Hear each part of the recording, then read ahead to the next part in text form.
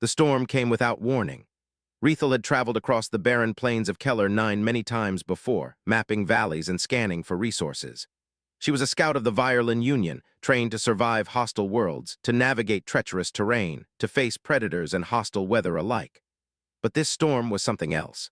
It was alive, it seemed, with a voice that screamed in the winds, purple lightning slashing across the sky, igniting the rocks and soil in an eerie glow. The sound of the storm was deafening, a constant roar that rattled her bones and made the air itself feel heavy. Rethel ran. She ran even though her legs ached, even though her lungs burned with each ragged breath. Her ship had been caught in the first blast, torn apart, its pieces scattered across the jagged rocks like broken toys. She had managed to escape in the chaos, but she knew she could not survive the open plains for long. Her scanners flickered in the interference, struggling to detect life or shelter. Then a faint signature appeared, an old structure half buried in dust and time. It was ancient, forgotten by every explorer who had passed through this part of the world, yet it radiated the faint warmth of being sealed from the storm. Rethel forced herself forward. Each step was agony. Her suit warned her of muscle fatigue and low hydration, but the primal need to survive drowned out every alert. The structure's entrance was jagged, rusted, and almost hidden beneath a mound of debris. Rethel pushed against it with all her strength, metal groaning under the effort. Finally, it gave way. She slipped inside, stumbling onto the cold metal floor, gasping as the door clanged shut behind her. The sudden silence was almost as shocking as the storm outside. The air smelled of old metal and dust, stale yet comforting. Rethel sank to her knees, pressing her palms against the cold floor, trying to draw in air without hyperventilating. Her heart still pounded in her ears, and the adrenaline kept her hands shaking. She should have been alone. The shelter should have been empty. She allowed herself a small moment of relief. But then she heard it, a sound she did not expect. Breathing slow, steady, deliberate, not hers, not Violin. Rethel froze. Her body stiffened as her eyes darted to the far corner of the room. Shadows clung to the edges, making it hard to see. Then she noticed movement. A figure, tall and upright, sitting on the floor with hands resting on knees, eyes reflecting a faint shimmer from the emergency lights. Her training took over. Her shock blade appeared in her hands almost without thought. Every instinct screamed that she was not alone, and in situations like this, being unprepared could be fatal. The figure raised its hands slowly, palms open, careful not to provoke her. It did not move like a predator, not like the wild creatures she had encountered on other planets. Its movements were deliberate, cautious, almost gentle. "I won't hurt you," the voice said. It was rough, unfamiliar, but understandable in the trade tongue. Rethel's grip on the blade faltered, though she did not lower it. Her mind raced. The voice, the figure, the human-like shape, it could not be. Humans were rare here, mostly mythological to her people. They were unpredictable, aggressive, and thought to be unfit for hostile worlds like Keller 9. But here, in this cold, broken shelter, a human sat calmly, as though the storm and her presence were insignificant. "I didn't know this place was occupied," the figure continued, speaking slowly. "The storm drove me here too." Rethel studied him. His clothing was torn, his body marked with scratches and dried blood. He was injured, but he did not panic. His chest rose and fell evenly, his breathing measured. Humans were supposed to struggle to panic in these conditions, yet he remained calm. Her legs trembled, fatigue mixing with caution. This stranger had survived the storm long enough to reach her sanctuary. Her sanctuary was no longer just hers. Rethel lowered her blade slightly, still wary but fighting the urge to flee. Her body ached, and every instinct told her to keep moving, to stay alone, to survive. But the human's presence, steady and quiet, gave her a strange comfort. It was as though the storm had thrown them together by fate, whether she wanted it or not. She sat back on her heels, still watching him. He gave her a small nod, as if to say, "I am not your enemy." The warmth of the thought seeped into her chest, the first spark of hope in hours. Rethel realized then that survival was no longer just about escaping the storm. It was about facing the unexpected, facing the unknown. And maybe, just maybe, she was not as alone as she thought. Rethel could not stop staring at him. The human, Daniel, as he finally said his name, sat quietly in the corner, neither advancing nor retreating. Every instinct screamed at her to be careful. Humans were known for being unpredictable. Stories from the Union warned of humans surviving worlds that could kill entire species, not through strength alone, but through cunning and sometimes violence. Yet here he was, calm, injured, and human, somehow fragile yet stubbornly alive. "Why are you here?" she asked finally, her voice shaky. She had never spoken directly to a human before. She did not know the tone, the words that might be safe. "I could ask you the same," Daniel replied with a faint smile. His voice was rough, perhaps from shouting into the storm or from hours without rest. "Storm caught me while I was surveying the North Ridge. Ship went down, had to find shelter." Rethel tightened her grip on her blade, unsure if the smile was reassurance or a trap. She had to know if he was lying. "How long have you been here?" she asked, scanning the space around him. Dust covered the floor, old debris scattered, but the human appeared calm, even rested, considering the storm. "Long enough to get cold, long enough to see that someone else might arrive," he said simply. He pointed at her, not in threat, but in recognition. "I hoped it would be a friend." Rethel frowned. "Friend," she muttered.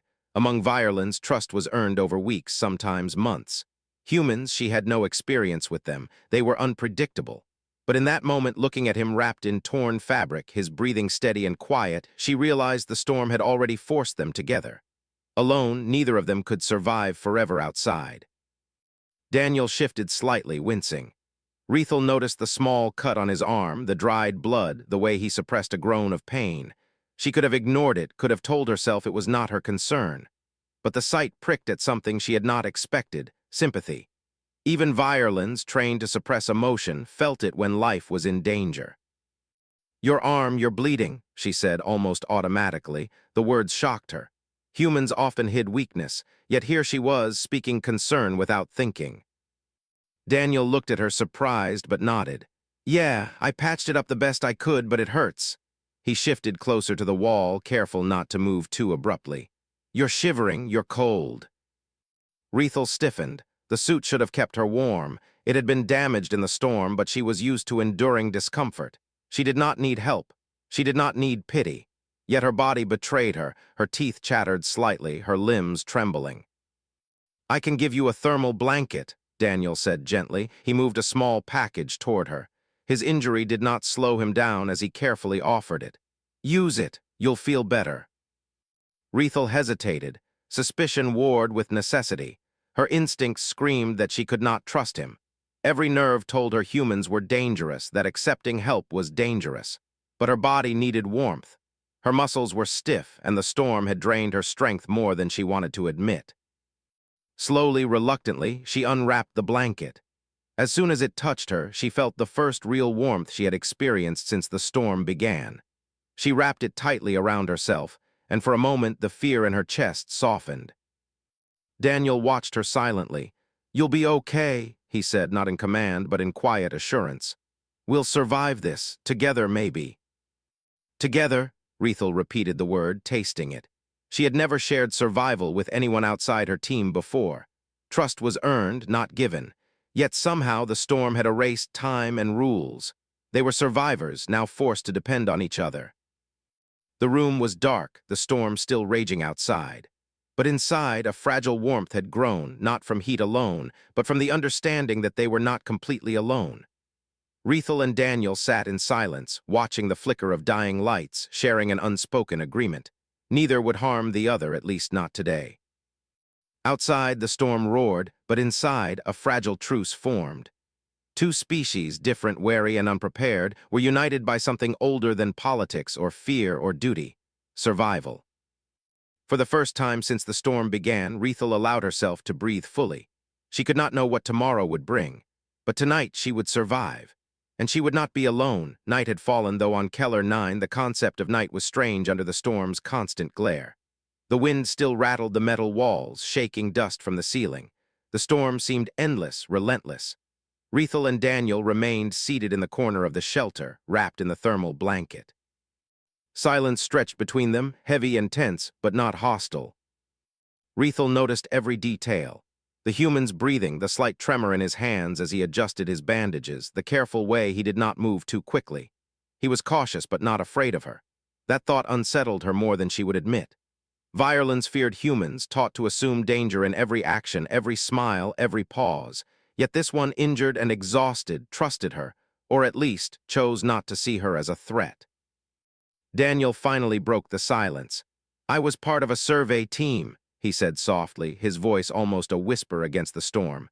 "We mapped resources for colonization. It's dangerous work. Sometimes you don't survive." He paused, rubbing his arm where the cut had been. "Most people, they wouldn't make it here." Rethel listened. She did not interrupt. Humans had stories, violins had histories. But there was something raw in his tone, honest fear, shared pain, survival instinct. She recognized it. Her people had trained her to read such cues, and yet she was surprised that she cared. "You are stronger than you look," she said finally, almost involuntarily. "Most violins would have broken under the storm." Daniel chuckled quietly, but it sounded more like a groan. "Maybe, but I didn't have a choice, did I?" She realized that neither of them had a choice. The storm had trapped them together. Alone, either could die. Together, maybe they had a chance. Hours passed slowly. The storm outside did not weaken. Rethel noticed her own energy draining, muscles stiffening. Her suit had partially failed, temperature regulation offline. She tried to rise to check the structural integrity of the shelter, but her limbs refused to respond. "You're shivering again," Daniel said, concern lacing his voice. "I can manage," she replied, though the words felt hollow even to her. "You won't survive alone," he said firmly. "You need warmth, you need rest, we can help each other." Rethel's instincts screamed at her to resist, to maintain control, to not rely on a human. But she was cold, exhausted, and scared. And for the first time, she realized survival might require more than skill or strength. It might require trust. Slowly, she allowed him to move closer. He adjusted the blanket around her again, careful, deliberate. His touch was cautious but firm. She felt a strange warmth spread, not just from the blanket, but from the presence of someone willing to share their strength, even when it hurt them. "You're stronger than you think," Daniel whispered almost to himself. "We'll survive this storm." Rethel's eyes softened. She realized that humans, despite everything she had been told, had a resilience that went beyond muscle or skill. It was in choice, in compassion, in refusing to give up even when everything seemed lost. For hours they stayed together, two different species bound by fear, warmth, and the quiet understanding that the storm outside was not their only enemy. Alone, they might not survive. Together, maybe there was hope. By the time the storm dimmed slightly at dawn, Rethel no longer felt alone. The human beside her was more than a stranger. He was a companion in survival. And in that fragile bond, she discovered something unexpected. Courage was not just in facing storms, but in sharing them. The storm had not relented. If anything, it had grown stronger, as though the planet itself was angry. The shelter, old and fragile, groaned with every gust, metal twisting and creaking under the pressure. Rethel's muscles ached, her body screaming from exhaustion and cold. She had hoped that the night's short calm would bring respite, but the storm now pounded the walls with renewed force, shaking dust and debris from the ceiling. Daniel sat beside her, the thermal blanket still wrapped tightly around both of them. He winced as the shelter shifted, the floor vibrating beneath them. "This place isn't going to hold for long," he said, voice tense. "We need a plan." Rethel studied him, measuring every movement. Her mind raced through possible strategies. Escape meant crossing open ground in the storm, death waiting at every step. Staying meant risking the shelter collapsing. Yet looking at Daniel, she realized the choice was no longer about her alone. Someone else's life depended on her decision. "I can stabilize parts of the wall," she said, voice low. "But it will take time and energy I barely have." "I can help," Daniel said immediately, though his arm throbbed and his bandages were already soaked in blood. "We'll do it together." Rethel hesitated. Her training screamed at her to preserve strength, to stay cautious. Humans were known for taking risks recklessly, yet this one, despite his injury, wanted to act with her. The thought unsettled her. She did not know if it was bravery, foolishness, or trust. But the truth was undeniable. She could not do it alone. Together, they moved toward the wall. Rethel examined the structure, noting weak points, cracks in metal, loose bolts. Daniel followed her instructions carefully, moving with surprising skill despite his injury. He passed her tools, tightened support beams, and held broken sections in place while she worked. Each action was deliberate, careful, showing a quiet strength that surprised her. Hours passed, though it felt like minutes. The storm's roar pressed in on every side, rattling walls, shaking dust from the ceiling. But inside, they worked silently, communicating in short phrases and hand gestures. Rethel had never experienced this before, the strange comfort of teamwork, of sharing survival with someone she barely knew. Suddenly, the floor beneath them shuddered violently. Rethel stumbled, nearly falling as a section of the shelter's metal panel gave way. Daniel's hand shot out, catching her arm and steadying her. "Careful," he shouted over the storm. "We can't hold it forever." Her heart pounded. For the first time, fear overwhelmed her training. The shelter could collapse at any moment. Every instinct screamed at her to run, to save herself first. But then she looked at Daniel, his hands steady, eyes determined despite pain, focused entirely on saving both of them. She realized something terrifying and exhilarating at the same time. She could not abandon him. Survival was no longer an individual pursuit. It was mutual, shared, fragile. With renewed focus, they worked together, reinforcing the most damaged sections, bracing weak supports with whatever scraps of metal they could find.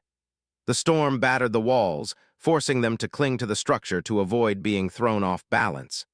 Dust and debris filled the air, making it hard to see or breathe, but they continued. At one point, a loose beam fell, striking Daniel across the shoulder. He grunted but remained on his feet, gripping the support with one hand, pain etched on his face. Rethel wanted to scream at him to rest, to stop, to save himself. But he only shook his head, signaling her to continue. You cannot do this alone," he said through gritted teeth. "We survive together or not at all." The words hit her harder than any strike of the storm. He was right. Every training manual, every rule she had ever learned told her to prioritize herself. But the truth was clear now. Survival was more than skill or strength. It was trust. It was connection. It was the choice to carry someone else's life alongside your own.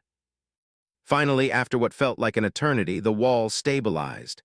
Dust and sweat coated them, their bodies trembling from exhaustion, cold, and fear. Rethel sank against the reinforced structure, breathing hard, chest rising and falling. Daniel leaned beside her, arm pressed against hers for support. They did not speak immediately. Words seemed unnecessary. The storm still roared, but inside the shelter there was a fragile moment of quiet, a shared understanding. They had survived together despite every warning, every instinct, and every fear. Rethel realized for the first time that survival was not just about enduring the storm outside. It was about choosing who you trusted inside it. And in that choice, she found something she had not expected. Courage was not always physical. Sometimes it was emotional. Sometimes it was the willingness to face fear with someone else at your side. And as the storm raged on, she understood that she and Daniel had crossed a line, from mere survival to something stronger, shared hope. The shelter shuddered violently, louder than it ever had. Rethel's stomach dropped as the metal groaned and twisted around them. Dust fell in thick clouds, coating her face and lungs.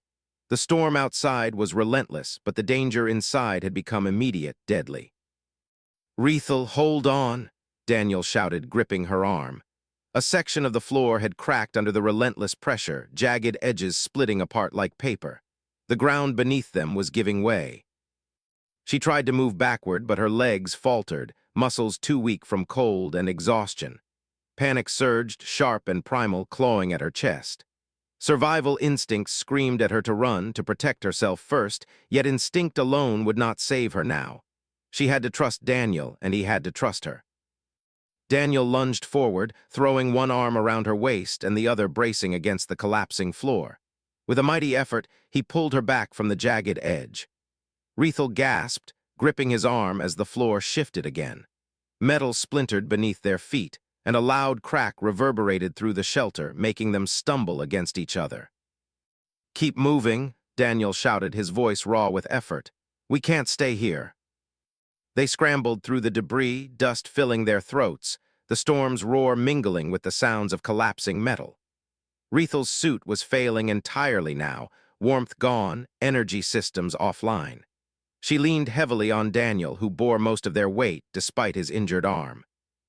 "You're strong," he grunted as he helped her navigate a falling beam. "Stronger than I thought humans, stronger than I expected violins to be." She gave a sharp, breathless laugh, more from adrenaline than amusement. "You're not so weak yourself," she said, her voice trembling. Every step was agony, but every step mattered. Every second counted. They reached a section of the shelter where the ceiling had partially collapsed, revealing a dark shaft below. Rethel's eyes widened. The storm had destroyed the main structure, and this drop seemed bottomless. Survival here meant choice. Stay and risk being crushed, or leap into the unknown and hope for the best. Daniel scanned the darkness, his jaw tight. "We have no choice," he said finally. "We go down now." Her heart raced. The unknown below was terrifying, but the storm above was certain death. She trusted him more than she ever trusted anyone. Slowly, she nodded. "Hold my hand," he instructed, extending his free one. Rethel grasped it tightly, and together they descended. Daniel went first, supporting her as she followed. Loose rocks and metal fell around them, clanging into the abyss, but neither faltered. Halfway down, Rethel slipped slightly. Panic flared, but Daniel's strong grip held her steady. "I've got you," he said, firm, reassuring.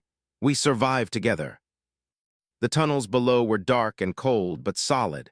Rethel's legs trembled as they landed on uneven ground, but she was alive. She looked at Daniel, noticing the strain etched on his face, sweat and grime covering him. Despite his injuries, he had not let go, had not faltered.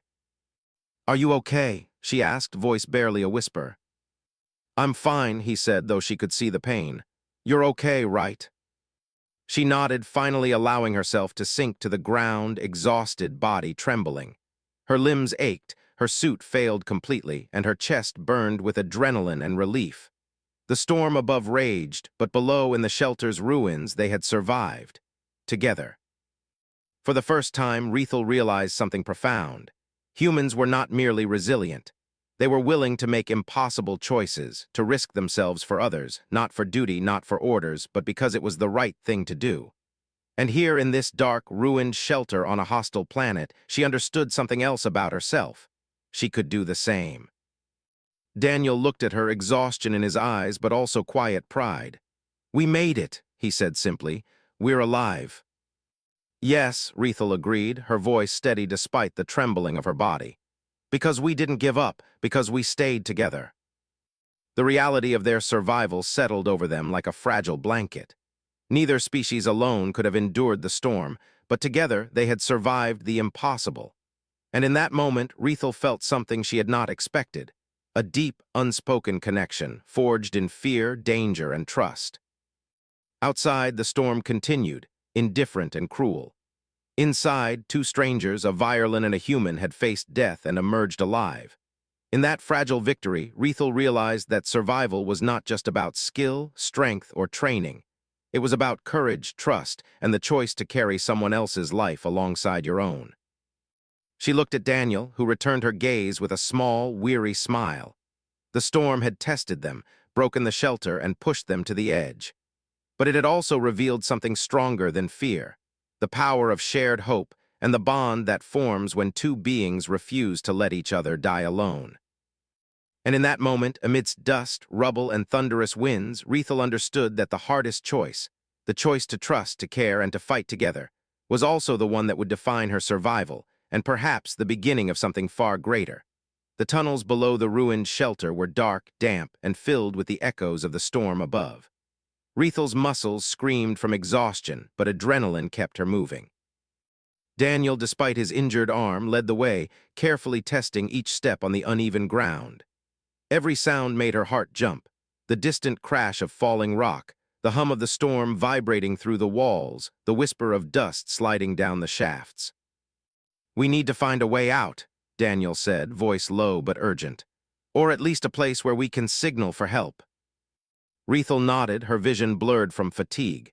She tried to suppress the fear curling in her chest. The tunnels seemed endless, a labyrinth carved by long-forgotten miners, their lights extinguished centuries ago. Yet she trusted him more than she ever thought possible for a human. Every step they took together, every decision, had proven that humans could be brave in ways her people rarely expected. They reached a chamber large enough to stand upright. Rethal's scanners faintly picked up energy fluctuations. A chance. Daniel knelt, rummaging through his pack despite the pain in his shoulder, and pulled out a small emergency transmitter. Its surface was scratched, panels cracked, but it could still work. "I can boost the signal," Daniel said, examining the device. "But it will take time, and I'll need your help." Rethel hesitated.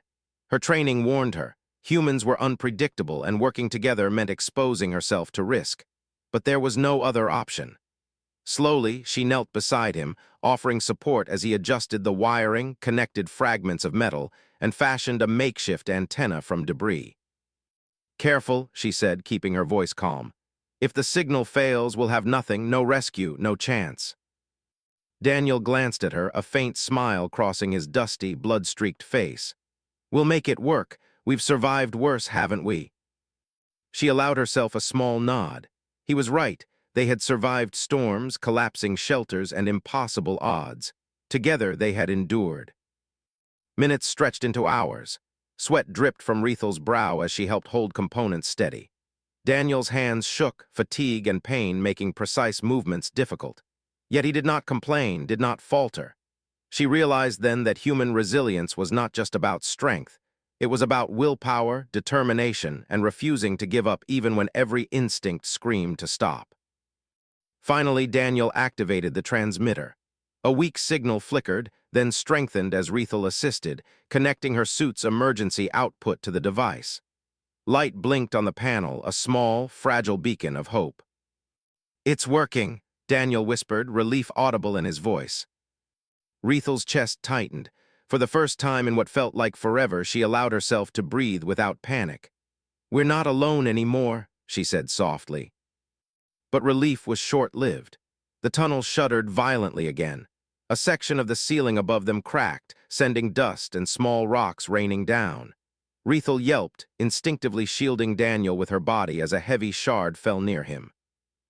"I've got you," she shouted, heart racing. His injured arm twisted awkwardly, but he leaned into her support, trusting her entirely. The danger reminded them both that survival was never guaranteed. Yet in that moment, Rethel saw something profound. Courage was not just about facing threats alone. It was about holding someone else's life in your hands, knowing the other would do the same for you. Hours later, when the signal was finally strong enough, faint lights flickered in the distance, rescue ships, human and Violin alike. Rethel and Daniel exchanged a tired, almost shy glance. Neither spoke. Words were unnecessary. Their eyes said it all. They had survived together against every expectation. Daniel reached out, brushing a loose strand of debris from Rethel's face. "You saved me," he said quietly, voice tinged with awe. "You saved me too," she replied, surprising herself with the honesty. For the first time, she admitted that survival was not about skill alone. It was about trust, courage, and the quiet choice to protect someone else. The rescue ships landed above the ruins, powerful spotlights piercing the darkness. Rethel activated her suit's communication protocols to guide them. Daniel leaned on her, sharing warmth and support. The storm still raged, but they had a lifeline now. They were no longer alone. As the rescue beams touched the ground, Rethel realized something remarkable. Humans, these fragile, unpredictable creatures, were capable of astonishing courage, compassion, and endurance. She understood then why her union had feared them, and yet why fear alone could never define their worth. She and Daniel had survived because they had chosen each other's lives over isolation. They had survived because they had trusted when instinct told them not to. And in that fragile, glowing moment of hope, Rethel felt the bond of something far stronger than fear. The bond of shared survival and the beginning of an unexpected alliance between two species. And as the rescue teams approached, their silhouettes strong against the storm, Rethel knew that whatever came next, they had proven a powerful truth. When courage and trust meet, even the impossible can be survived. The rescue ships landed with a roar that shook the ruined shelter, their bright lights cutting through the storm's lingering shadows.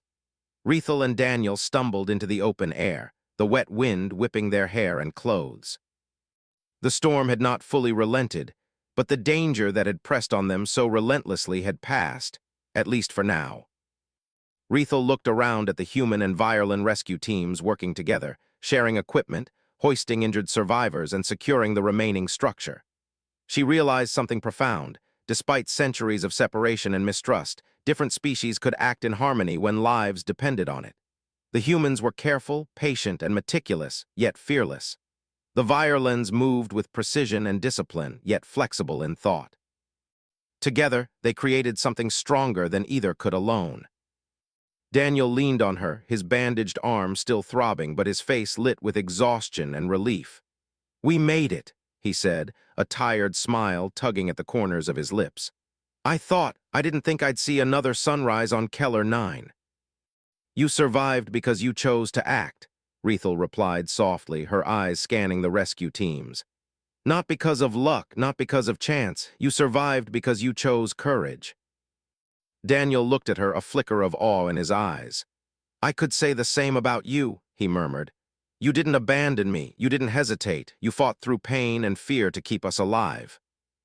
Rethel felt warmth spread through her chest, a mix of pride and something she had never experienced before, gratitude for a human. It was strange, almost disorienting, to feel connected to someone from a species she had been taught to fear, or at least to avoid trusting. But that connection had saved them both. And now, standing amid the wreckage, she understood the truth. Survival was never solitary. It was shared, earned together. The human and violin teams began evacuating survivors from the ruined shelter, and Rethel and Daniel were carefully guided to a medical pod. She allowed herself to relax for the first time in what felt like an eternity. Pain still pressed at her muscles, exhaustion weighed on her limbs, but the sense of accomplishment and relief was heavier. They had endured impossible odds, together. As they rested, Rethel looked at Daniel. His expression was thoughtful, almost contemplative. "Do you think your people will believe this?" he asked. "That a human helped a violin survive, that two species can cooperate like this?" Rethel considered the question. "They may doubt it," she admitted.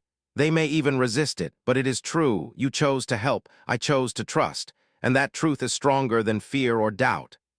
Her words carried the weight of hard-earned experience, the certainty of someone who had faced death and seen another life depend on them.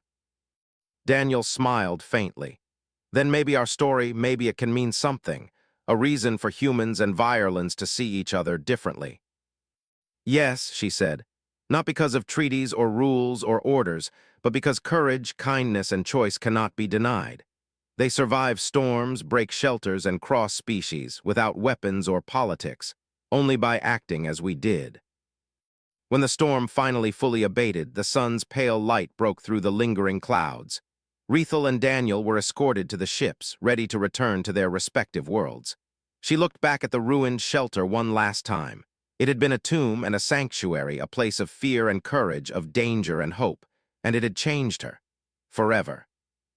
Before parting, Daniel handed Rethel a small communicator device. "Just in case," he said softly, "in case you need help, or in case I do, or in case we need to find each other again." His eyes held something unspoken, a promise forged through shared danger and trust. Rethel took it, gripping it tightly. "I will remember," she replied. "Not just the storm, but the choice we made, the courage, the trust, and the hope." Years later, Rethel would speak to the Union, recounting her experience. She did not speak of treaties, of strategic advantages, or politics. She spoke of humans, of Daniel, of the strength in their choices, of the courage in their compassion, of the power of trust in survival. Her testimony helped shift perceptions, opening the first real bridges between humans and violins, showing that heroism, kindness, and courage could thrive across species. And whenever storms rose on distant worlds, Rethel remembered the lesson she had learned in a broken shelter. That fear could divide species, but courage and trust could unite them.